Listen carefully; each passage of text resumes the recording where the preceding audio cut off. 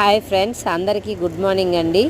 సింపుల్గా ఎగ్ పులుసు ఎలా చేయాలో చూపిస్తున్నాను. ముందుగా ఆయిల్ వేసుకొని ఆవాలు, కరివేపాకు, వెల్లుల్లి వేసి బాగా వేయించాలండి.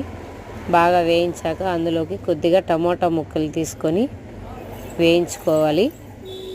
సిమ్లో పెట్టి బాగా టమోటా ముక్కలు, వెల్లుల్లిపాయలు వేగే వరకు బాగా వేయించాలి.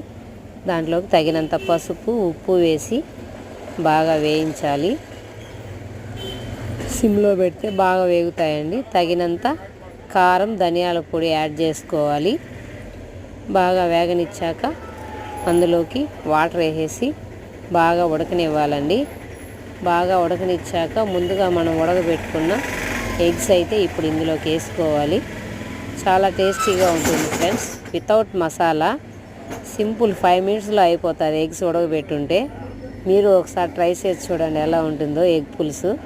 చాలా టేస్టీగా ఉంటుంది. నెక్స్ట్ వీడియో కలుద్దాం. బాయ్.